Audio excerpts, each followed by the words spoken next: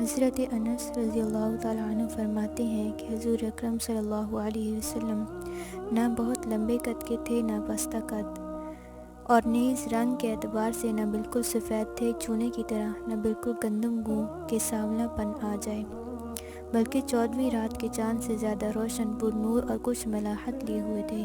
حضور اقدس صلی اللہ علیہ وسلم کے بال نہ بالکل سیدھے تھے نہ بالکل پیچیدہ، بلکہ ہلکی سی پیچیدگی اور گھنگریالا پن تھا۔ 40 برس کی عمر ہو جانے پر حق تعالی شانہ نے آپ کو نبی بنایا اور پھر 10 برس مکہ مکرمہ میں رہے۔